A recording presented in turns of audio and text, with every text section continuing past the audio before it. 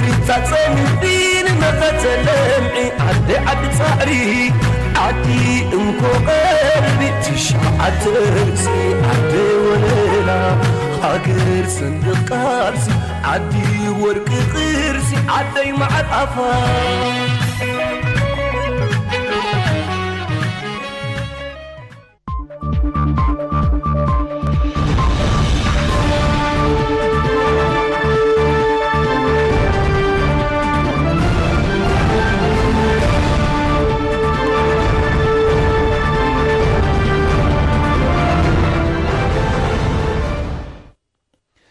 رحس قنيات ناتنت كون لكم بمناي نلوم مش استدالو زينا وشتن وطان كننببلكم اب ساعتنا ترغيبنا لنا زخبركم تعذبت خمي تمسيوم كساب تصامخ تكتاتلنا نعدم انبابي سامسون هايله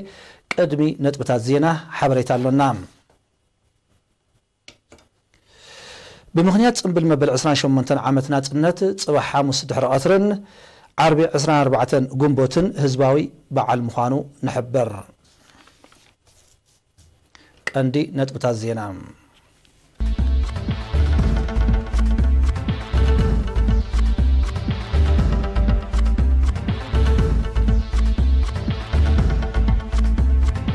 كارنيفال صنبلنا صنت هبكند غوريناتات اسمرا قريبهم ኤርትራውያን ነብርት ስዊዘርላንድ ጀርመንን ካናዳን በዓልና ጽነት ብድምቀት ጸንቢሎም ኣብ ዘባዓን ሰባህ ቁጥር ኣብያተ ትምህርትን ተማሃሮን በ5 ዕጽፊ ዕቤታ መዝጊቦም ኣብ ኢንዶኔዥያ ምስ ውጽኢት ፕሬዚደንታዊ ምርጫ ተተሓሒዙ ግጭት ተወሊዖም ኣብ መንጎ ፊሊፒንስን ካናዳ ዝተኸስተ ዘይምቅዳው ዝኸፍአ ኣንፈት ከይሕዝ ተሰጊኦም ግሪክን ቡልጋርያን ንኽልቲአን ዝራኸብ መስመር ባህርያዊ ጋዝ ንምህናጽ ተረዳድየን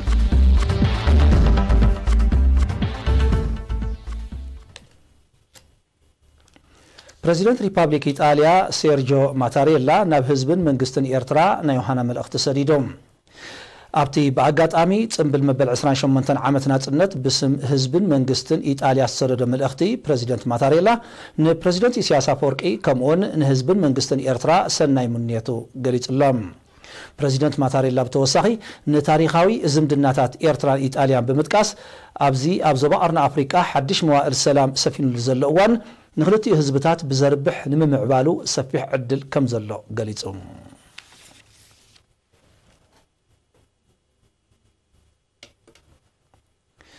ካብ እዋን ረፈረንደም 1993 በብመድረኹን ዝተሓልፈ ምዕራፋት መኸተን ልምዓትን ዘንጸባረቕ ትሕዝቶ ዝሓቆፈ ካርኒቫል ጽንብል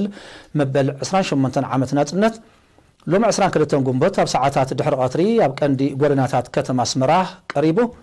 ዳናይት ገብረ ህይወት عدي انكو قلبي تشعت ترسي عدي وليلا هاجر صندوق قارسي عدي ورق قرسي عدي مع الأفا كارنيفال أخذ صندوق نتيجة إحنا كبخونا وحمتها توصير له نفس وقت عملنا للسنة كما بخصانا لقانا معرفات عدي هز بإطراز القبر وصوت في غرب لو معدت من كارنيفال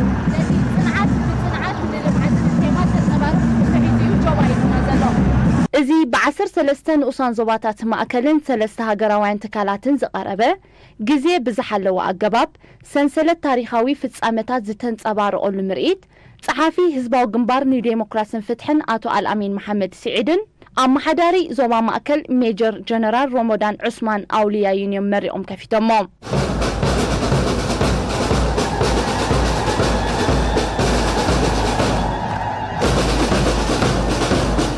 اتي كاب شدة تبجيسو بقودنات سمعتاتن حرنتن حلفو عبحت مسكرم زتزازمه بوكالي سنت بباوعيو زمعرق مرئيت كارنيفال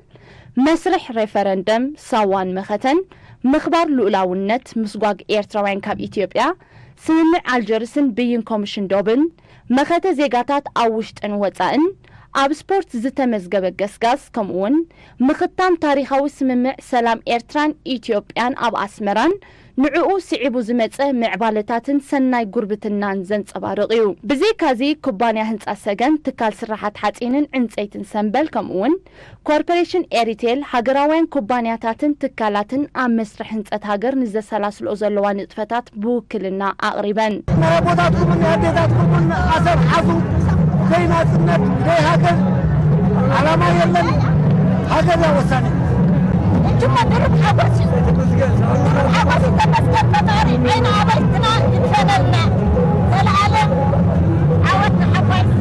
عملت لي ما لأنتم ولا مكرتموا شعملت لي درجة لبس خديمة لكن حريات ولا ما تبقى محلتا أنا هي فرحان أنا بريحنا من سياسة صلها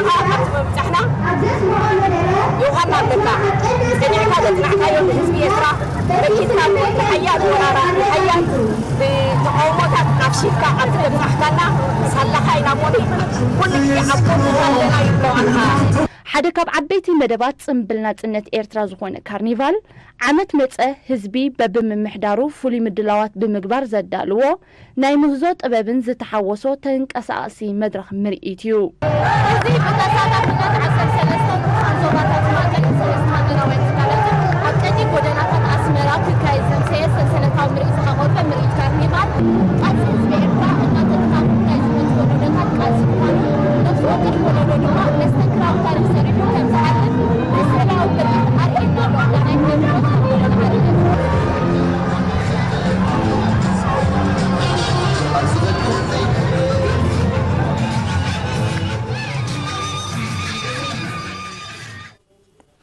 ኣብ ጽምብል መበል 28 ዓመት ናጽነት ኤርትራ ንምስታፍ ዝመጸት ጉጅለ ባህሊ ጃፓን ትማሊ 21 ጉንበት ቀዳማይ ምርኢታ ኣብ ሲኔማ ሮማ ኣቕሪባ እዛ ያታውን ዘመናውን መሳርሕታት ሙዚቃ ዘጣመረትን 21 ኣባላት እትጥርንፍን ሄቨንስ ተሰሚት ጉጅለ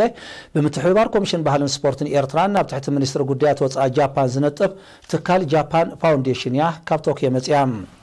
ጉጅለ ሄቨንስ ኣብ 2012 ካብ ህዝባዊ ዲፕሎማሲ ዘተኮረ ስነ ጥበባዊ ምርኢት ከተቕርብ ምጽናሓ ኣብቲ ኣጋጣሚ ተገሊጾም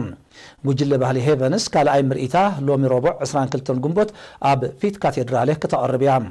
ኣቐዲመን እውን ካብ ግብፅን ቻይናን ዝመጻ ጉጅለታት ባህሊ ንድምቀት ጽምብል ናጽነትና ምርኢት ከም ዘቕረባ ዝፍለጥ እዩ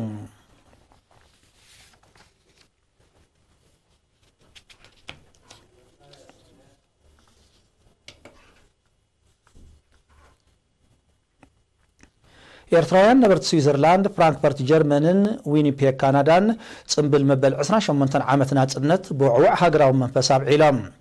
ጋዜጠኛ ሃብቶም ፍረዝጊ ንዝበጽሐና ሓበሬታ ኣወሃሂዱ ኣዳልይወሎ ሚካኤል ሓድጉ ከቕርቦ እዩ عدي انكو قلبي تشعت رقصي عدي وليلا هاجر صندوق قارسي عدي ورق قرسي عدي مع الأفا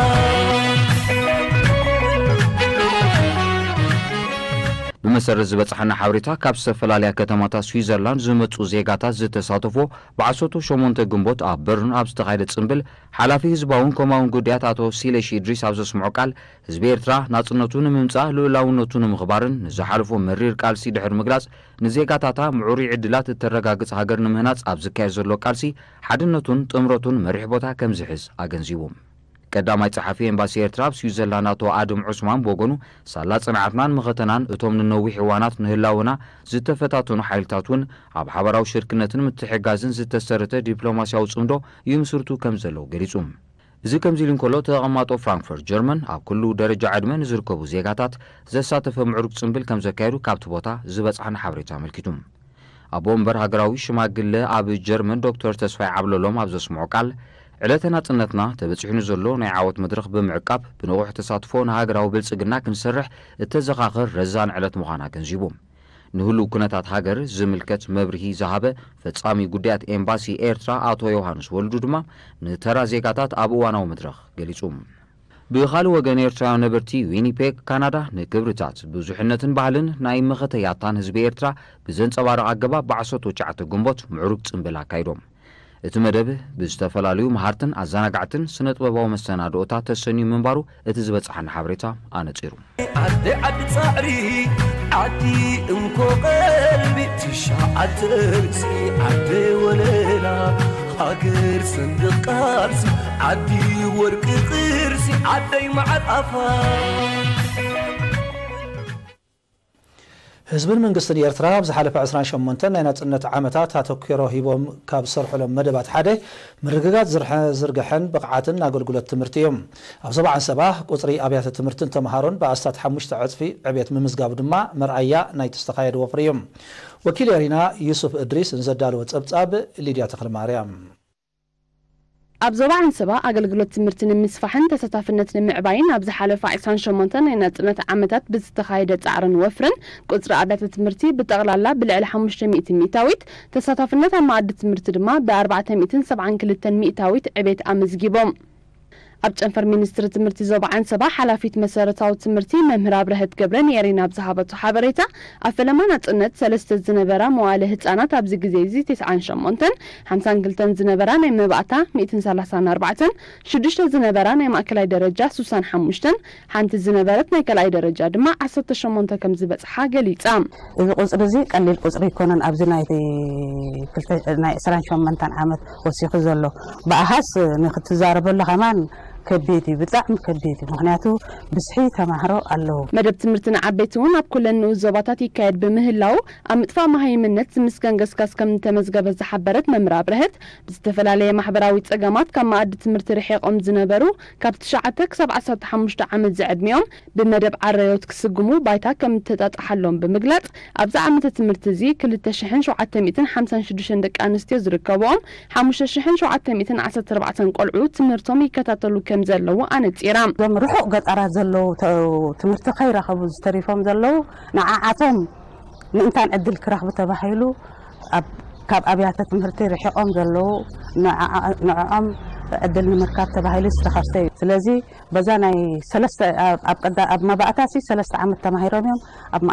ማእከላይ ደረጃ ዝኣትዉ ኣብዚ ሕጂ ካብ 2008 ዝጀመረ ማትሪክ ገይሮም ብዙሓት ዝተዓወቱ ኣለዉ በዚ መደብ እዚ ሕጂ ኣብቲ ጨንፈር ሓላፊ ስታቲስቲክስን ስልጠናን መምህር ዓብዱ እስማዒል ብወገኑ ገስጋስ ትምህርቲ ንምዕባይ ንመምህራን እውን በብግዚኡ ስልጠናታት ከም ዝወሃብ ብምሕባር ኣብ መጀመርያ ናጽነት 528 ዝነበረ ቁጽሪ መምህራን ኣብዚ እዋን እዚ 3309 ከም ዝበጽሐ ቁጽሪ ተምሃሮ እውን ካብ 18377 ናብ 86896 ከም ዝዓበየ ኣብሪሆም ኣብ መምህራን ኣዝዩ ዓቢ ወፍሪ ተገይሩ ብክልተ ደረጃ ኢና ንሪኦ ዝተገብረ ወፍሪ ሓደ መምህራን ካብቲ ዘለዎ ደረጃ ነቲ ልዕሊኡ ዘሎ ደረጃ ንኽበቕዑ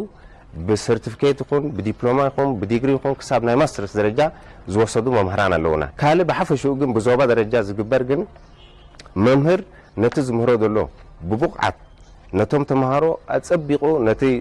ኮንተንት ናይቲ ትምህርቲ ፈሊጡ بجوب بخات تحلالفن الحركوينو نوع زبقة عجا مهران نوع زبقة فلتتن قسم له نزل مجبر كا منستر تمرت زوب عن سبع كابنا حد صومن كسبنا حد ورحز خيد استفل للسلطنات نو مهران كبصني حمالتي بزي كازي تمهارو استماله اكلاون سنامراون تانا نخوننون بقع فلتتن خاعتكون وصيتاو صارتات يكايد كم زلو حلافي تهادو بهلن سبورتن مهمر نجات الامين قليصا ابيات تمرت تعنا ونطفتات كان كايد كلنا تعنو الموحس نتي ابيات تمرت زركب تمهاراي تعنو وحس غيركا بقع فلتت نمقسام نكايدو صعري ابزون نكايدو استفلالي نطفتاتي زكايد وكلت تعنا لو ابيات تمرتي از وكيل تعنا تباهيلو زقومي ابيت تمرتي طبو شركنات وي طبو زمدنا مستن اكباب زركبات كالات تعنا بموهات وحسنت نمهاب اب تعناتهم قلعو زكايدلو صعرتاتي أبارات وداب السرحتنيات من إسيات بمحدار زوبا سمينا وقح بحري كاب دومزم تقرات بمقبار نستأكب جنزب نسدراسو وقات دقف جيرام وتم بمخنيات انبلنات النت النزي أبركتو زقبور السرحتنيات نفس وقفهم أو ورحي كاب عسرته خصاب 100 عفاء النواتو نزواهل لو جنزب بمنسترعيان محبرا ودحنة نستعاليات أقومات سدرابيتاتيوم أركبهم حلافيج أنفر منسترعيان محبرا ودحنة آتقيدان يوهانس يتبطن من إسيات استوسد تبقصو بممقواس كم زباله نحلنا زقصن تقبارات كسسن تقويعهم اتبصر احتنيهات مدبر حيل إلكتريك حرقيق وجمر تبقصو دروب عبالات من محدار زوبا تساعيبو مرأي زمسقن مخانو حلفو الدباو قديات هقدف ابت زوبا آتو أحمد جعفر حبيرهم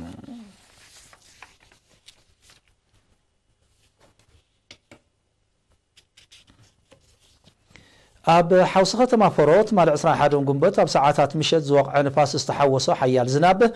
بالعلي نبرت كبير قدرات كم زورده وكيل إيرين حبيرم بمسر زبطحنا حبريتا بتنا أستات 4 دقائق ظهر منفاس زعبلو له برتع زناب 15 منبر أباي تخفرسن كله زين قوتات 3 تكالات نقد دما ملو بملو تعنطيتهم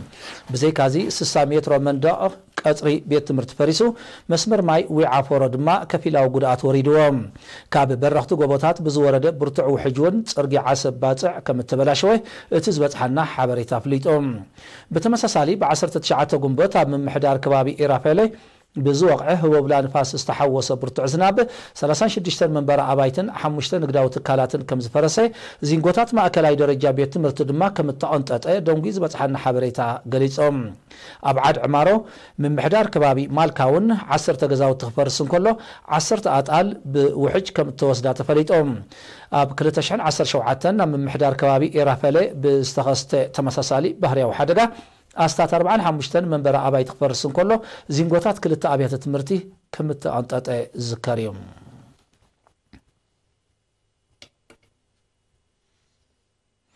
كبرات تعذبتنا صعب هاغراوي زيناين دي اندونيسيا هاغرات بالكان ماكلاي مبرع زوبا كاريبيانن كال انزملكت زيناو تحستو تداليلو دحرزا مسغاغريد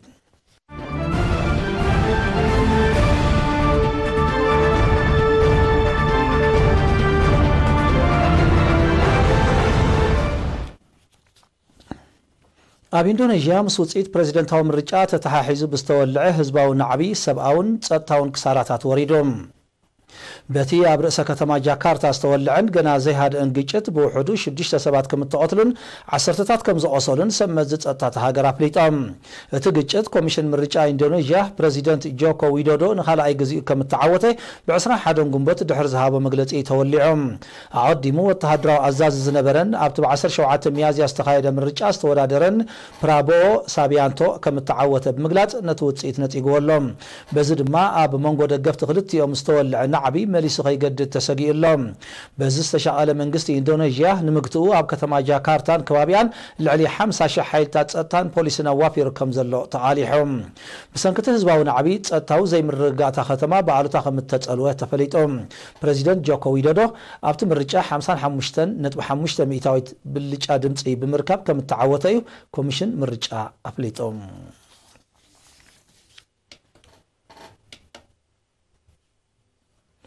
أمانغو فيلبينيسن كندان بقداي درع قحاف استخست زي مقداو زخفا أنفت كحس كم زخل تقليتهم زستقلت قد مش 6 عامتات نا فيلبينيس نزل أخذت قحاف كتملس استسمامعت كندا أبقى على 5 سنوات زوقس بريزيدنت رودريغو دوترتي نتو قحاف نبت هاجر زمر ساكوبانياتات كأتصر كم زخل دحرم إماتيوم بريزيدنت دوترتي كندا نزعته تسممع أبزحت أرجزية من زيت تكبر 69 كونتينرات قحاف ناب مياو جزءاته قحفو 5 خلات أنقي لهم كندا نزحدش متنقطع عمل كتاب مجلس كوانت زيهابت أمونغان استفتر مفحفح مليسخ باسكم زخل جناح نايك 4 عزبتي امتهم من قص كندا نتي كاب 2013 كساب 2014 ناب فيلبينس زلا اخو درع قحاف ناب هاغورو مرسوس تسمام علو ناي جزيه قدب ب 15 قنبوت يبقيعم كم صعبين نايزي فيلبينس زحلف سمون نامباسادرا كاب كندا سحيبام بريزيدنت رودريغو دوترتي هاغورو مس كندا زاتوتو ناي 233 مليون دولار وعلم شط انفرتي ابز حلف عامت دحر مسرازو دبلوماسياو زمدنا كلتيان هاغرات بعلوتا كم تتصلوا ايرسعن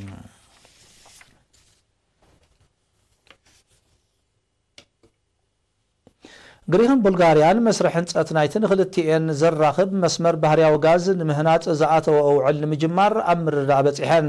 اتسممع قداموت منسترات كلتيان هاغرات لوم 20 كلتن غومبوت اب صوفيا رئيس كتما بلغاريا ابزكايد وركب تختيمم مسرح مسمر دارغا ملو بملو اب روسيا تصقعان صنحت بلغاريا بخفيل كغلاغلا مخانو يمات روسيا نتي بمنقد يوكرين ابيلو نا بلغاريا خاطت تصلح مسمر اب 2020 بمريت ترك خطقير مخانات قلت بمهلا بلغاريا اب حدقا خطاتو خمت تخليو كقلت صنيحهم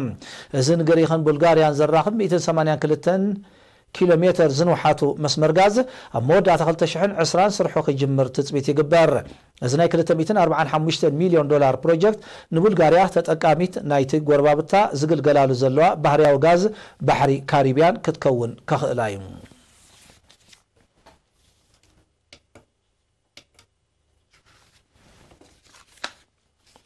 ኣብ سعودية ኣብ ልዕሊ معدن ነዳዲ ኣብ عراق ድማ ኣብ ከባቢ ኤምባሲ ኣሜሪካ ዝተኻየደ ሽበራዊ መጥቃዕትታት ብኢራን ዝተሃንደሰ ምንባሩ ላዕለዎት ሰመዝ ጸጥታ ኣሜሪካ ንኮሚቴ ሃገራዊ ጸጥታ ላዕለዋይ ባይታ ኣሜሪካ ኣብ ዝሃብዎ መግለጺ ሓቢሮም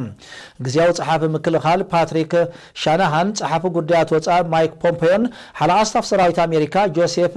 ዳንፎርድን ኣብ መግለጺኦም ኢራን ኣብ ዞባ ማእከላይ ምብራቕ ፈጢራቶ ዘላ ስግኣት ኣብ ዝለዓለ ጥርዙ ከም ዝበጽሐ ብምሕባር ቤት ጽሕፈት ምክልኻል ብዝወሰዶ ስጉምትታት ግን ኣብ ልዕሊ ኣሜሪካውያንን ረብሓታት ኣሜሪካን ክወርድ ዝኽእል ዝነበረ ጉድኣት ንምግታእ ከም እተኻእለ ኣረድዮም እቶም ላዕለዎት ሰመዝ ብተወሳኺ ኣሜሪካ ምስ ኢራን ኣብ ኩናት ክትኣቱ ድሌት ከም ዘይብላ እንተኾነ ግን ንዝኾነ እንተታት ኣብቲ ዞባ ዝዋፈር ወተሃደራዊ ሓይሊ ክተደልድል ነቲ ካብ ኢራን ዝመጽእ ዘሎ ተጻባእ ስጉምትታት ከም ዘገደዳ እዮም ሓቢሮም በዚ ድማ መንጎ ኣሜሪካን ኢራንን ወተሃደራዊ ረጽሚ ከይውላዕ ተፈጢሩ ዝጸንሐ ስግኣት ኣብ ጥርዚ ደይቡ ከም ዘሎ ማዕከናት ዜና ኣሜሪካ የጋውሓ ኣለዋ እዚ ኣብ ዝግለጸሉ ዘሎ መንግስቲ ዒራቅ ነቲ ኣብ መንጎ ኣሜሪካን ኢራንን ተፈጢሩ ዘሎ ምትፍናን ንምህዳእ ዝዓለመ ላዕለዋይ ልኡኽ ናብ ዋሽንግተንን ጠህራንን ንምስዳድ መደብ ከም ዘለዎ ኣፍሊጦም ቀዳማይ ሚኒስትር ዒራቅ ዓድል ዓብዱል ማህዲ ብ21 ግንቦት ኣብ ዝሃቦ መግለጺ መንጎ ኣሜሪካን ኢራንን ወተሃደራዊ ግጭት ክካየድ ዝደለ ኣካል ከም ዘየለ ብምንጻር እቲ ኣብ ከባቢ ኤምባሲ ኣሜሪካ ኣብ ባዕዳድ ዝዓለበ መጥቃዕቲ ሮኬት ብሽበራውያን ሓይልታት ዝተሃንደሰ ምዃኑ ገሊጾም ውድብ ሕብራት ሃገራት ምስ ኣሜሪካ ተኸሲቱ ዘሎ ተኣፋፊ ጸጥታዊ ወጥሪ ንምፍሓስ ተበግሶ ክወስድ ቀዋሚ ኣምባሳደር ኢራን ኣብ ሕብራት ሃገራት ب10 ግንቦት ናብ ዋና ጸሓፊ ውድብ ሕብራት ሃገራት አንቶኒዮ ጉተረሽ ባይቶ ጸጥታን ኣብ ሰደደ መልእኽቲ ምጽውዑ ዝዝከር እዩ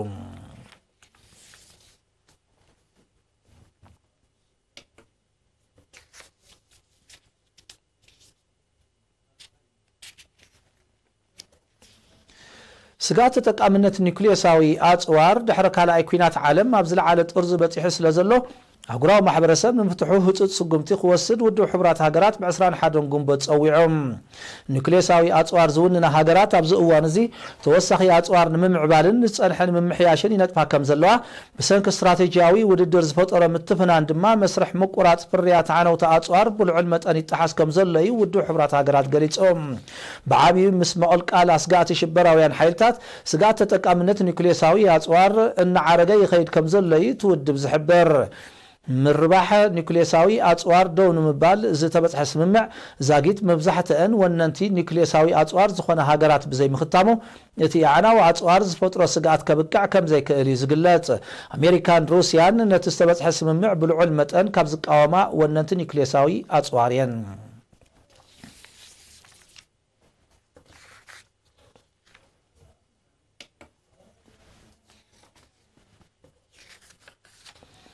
ናይ ሞዳታ ዜና ንኪባ ቦሊቪያ ኒካራጓ ቬኔዙዌላን ካልኦት ሃገራት ካሪቢያንን ዝሓቆፍ ምትእኻብ ሃገራት ኣልባ ኣሜሪካ ኣብ ልዕሊ ቬኔዙዌላ ወተሃደራዊ ስጉምቲ ክትወስድ ከም እትኽእል ነተቕርቦ ዘላ መጠንቀቕታ ብምኹናን ክተቋርጾ ጸዊዖም እቲ ምትእኽኻብ ነዚ ጻውዒት ዘቕረበ ብ21 ግንቦት ኣብ ከተማ ሃቫና ኣብ ዘቃንዑ ዓመታዊ ዋዕላ መራሕቲ ኣባል ሃገራት እዮም ምትእኽኻብ ኣልባ ኣብ ዘውፅኦ መግለጺ ኣብቲ ዞባ እናዓረገ ዝኸይድ ዘሎ ዓማጺ ተኣፋፊ ወጥሪ ከም ዘተሓሳስቦ ብምጥቃስ ብፕረዚደንት ኒኮላስ ማዱሮ ንዝምራሕ መንግስቲ ቬኔዙዌላ ዘለዎ ደገፍ ደጊሙ ኣረጋጊጹሎም ሃገራት ዞባ ነዚ መግለጺ ዝህባ ዘለዋ ምምሕዳር ፕረዚደንት ትራምፕ ኣብ ልዕሊ መንግስቲ ኒኮላስ ማዱሮ ተወሳኺ እገዳታት ንምጽናዕ ተልሚ ይንቀሳቐስ ከም ዘሎ ኣብ ዝግለጸሉ ዘሎ እዋን እዩ ምምሕዳር ፕረዚደንት ትራምፕ ንመንግስቲ ፕረዚደንት ማዱሮ ኣፍልጦ ብምንፋግ ካብ ስልጣን ንምእላዩ ዝከኣሎ ከም ጽዕር ምግላጹ ይርስዓን እገዳታት ኣሜሪካ ኣብ ልዕሊ ቬኔዙዌላ ማሕበረ ቁጠባዊ ጸገማት ፈጢሩ ከም ዘሎ እዩ ዝግለጽ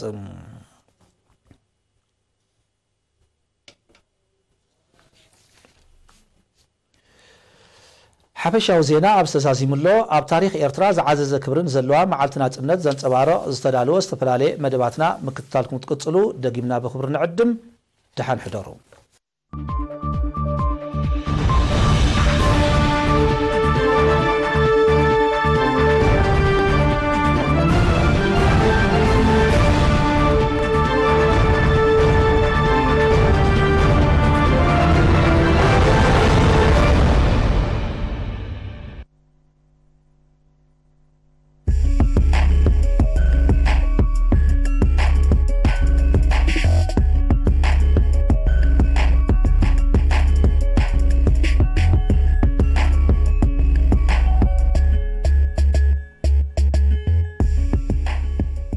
سلام كم يتسعكم كبرات عزب تعلتاو زينا سبورت يسعب زينا زغرب لكم ميكايل حرقوم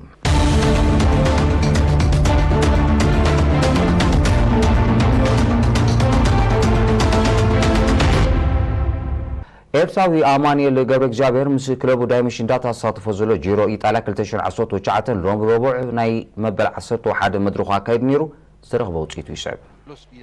ናይ ሎሚ መድረኽ ተቐዳድምቲ ካብ ካሪቢ ተበጊሱ ኣብ ኖቪ ሎጊረ ዝተዛዘመትን 221 ኪሎ ሜትር ርሕቀት ዝነበራ ውድድር እዮም ኣካይዶም እዛ መድረኽ ኣብ ጎላጉል ዝተኻየደት ብምንባራ ንናይ ሽኳ ተቐዳድምቲ ከተርብሕ ትፅቢት ነይሩ እዩ ተቐዳድምቲ ኸ ነዛ መድረኽ ኣብ ሰዓት 41.77 ኪሎ ሜትር እናረገጾም ናብ ፍጻመ በፂሖማ ኣብ መወዳእታ ኩሎም ተቐዳድምቲ ኣብ ዝገበረው ቅጽበታዊ ውድድር ኣውስትራልያዊ ተቐዳዳማይ ክለብ ሎቶ ሱዳለ ካሌብ ኢዋን ዕዉት ኮይኑ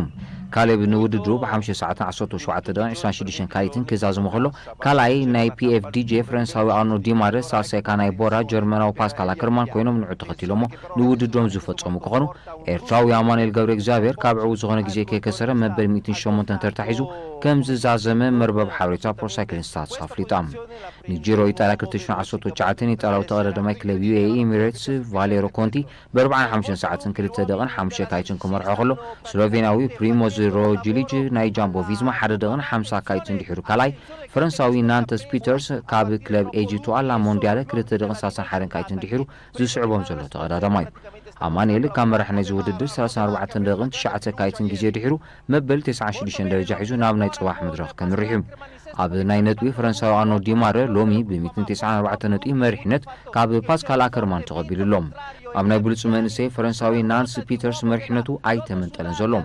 ንኣንበሳ ዓቐብ ኣብ ዝካየድ ዘሎ ቅልስ ኢጣልያዊ ጂሎ ሲኮነ ብ32 ነጥቢ ይመርሖሎም ጂሮ ኢጣልያ ጽባሕ ሐሙስ መበል 12 መድረኹ ከእንግዲህ ተቐዳድምቲ ካብ ኩኒዮ ተበጊሱ ኣብ ፔነሪሎ ዝዛዘምን 158 ኪሎ ሜትር ርሕቀት ዘለዋ ውድድር ከካይዱ እዮም ኣብዛ መድረኽ ተራር ዓቐበት ብምህላዋኻ ማልያታት ለውጢ ክርአ ትጽቢት ኣሎ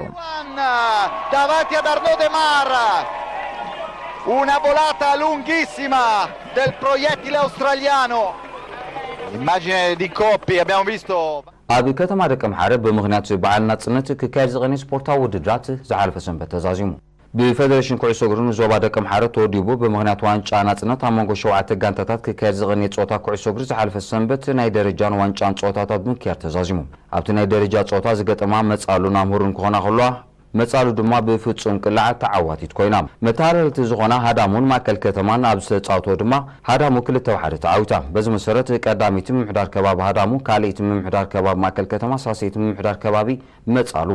ቀፂሉ ዝተኻይደ ኣብ ቅድም ብሽክለታውን እዞም ስዕቡ ተቐዳድምቲ ዕዉታት ኮይኖም ኣለዉ ኣብ ቀዳማይ ዲቪዥን ቀዳማይ ተመስገን የማነ ካልኣይ ዮሃንስ አፈወርቂ ሳልሳይ ተስፋይ ወልደ ሚካኤል ኣብ ካልኣይ ዲቪዥን ቀዳማይ ኢቫን ሮቤል ካልኣይ ኤርሚያስ የማነ ሳልሳይ በረኸት ዓንደ ብርሃን ኣብ ናይ ደቂ ኣንስትዮ ቀዳሚት ረሃዋ ወልደ ሚካኤል ካልእት ዮርዳኖስ ፍስሓ ሳልሳይት ቤተልሔም ሰሎሞን ኣብ ሳልሳይ ዲቪዥን ቀዳማይ አማኑኤል አንጎሶን ካልኣይ ሙሴ ምሕረታብ ሳልሳይ ዮናታን ማዓሾም ኣብ ናይ አትሌቲክስ ኣብ ናይ 800 ሜትሮ ደቂ ኣንስትዮ ቀዳሚት አልማዝ ክፍሎም ካልእት ሄለና ራያ ሳልሳይቲ ባና ሙልጌታ ኣብ ናይ ደቂ ተባዕትዮ ናይ 1500 ሜትሮ ቀዳማይ ሓበን ዘረ ካልኣይ መንግስቲ ኣስፋ ሳልሳይ ዳዊት ሃብቶ ኮይኖም ውድድሮም ዛዚሞም ኮሚሽን ስፖርት ዞባ ደቀ መሓረ ነቶም ኣብታ መዓልቲ ኣብ ኩሉ ውድድራት ንተጻወቲ ዝናብን ቁርን ተጻዊሮም ስፖርታዊ ደገፍ ክገብሩ ዝውዕሉ ኣፍቀርቲ ምስጋኑ ኣቕሪብሎም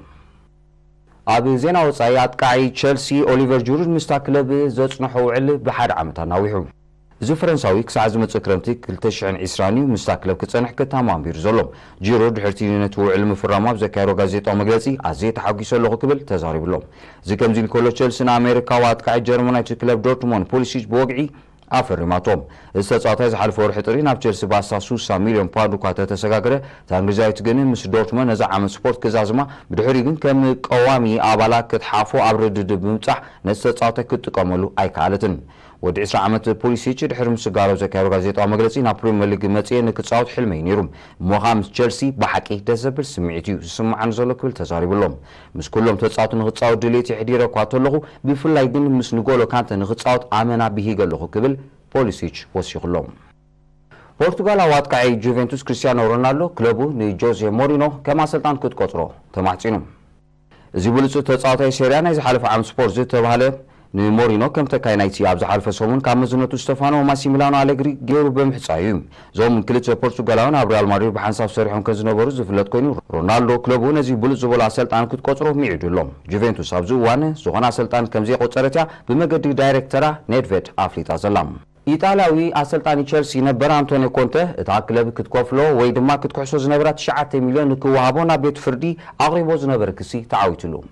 እዚ ሞጎት ክልቲኦም ወገናት ዝሓልፈ ክረምቲ ድሕሪ ምፍላዮም ተኸሲቱ ብመሰረት ዘ ታይምስ እዛ ኣሰልጣኒ ነዚ ብዩሮ 10 ሚልዮን ዝግመት ገንዘብ ክቕበል ተወሲኑሉ ካተሎ ቸልሲ ይግባይ ክትብል እትኽእል ኣይትመስልን እያ ኮንተ ኣብዚ እዋን ስሙ ምስ ጁቬንቱስ ይፅዋዕ እንግሊዛዊት ኣርሰናል ንሞሮካዊ ናይ ክንፊ ተጻዋታይ ክለብ ኣያክስ ሃኪም ዚየች ንምፍረም ኣብ ቅድሚት ከም ትርከብ ማዕከናት ዜና እንግሊዝ ይገልጻ ኣለዋ ኣብዚ እዋን ብብዙሓት ክለባት ኤውሮጳ ዝህደን ዘሎ ዚየች መልቀቕ ናይ ተጻዋታይ ክለቡ 25 ሚልዮን ፓውንድ ምዃኑ ኣፍሊጡ ኣላ እዚ ተጻዋታይ ኣብ ናይ ሎሚ ዓመት ኤሪዲቪዥን ኣብ 49 ፀወታታት ተሰሊፉ 21 ሸቶታት ከምዝግብ ኮሎ 24 ውዳት ኳዕሳስ ደቂ ክለቡ ከቐብል ዝኻለ እዩ ክቡራት ተዓዘብቲ ዕለታዊ ዜና ስፖርት ኣብዚ ፍጸም ርሑፅ ቅንያት ናጽነት ሰላም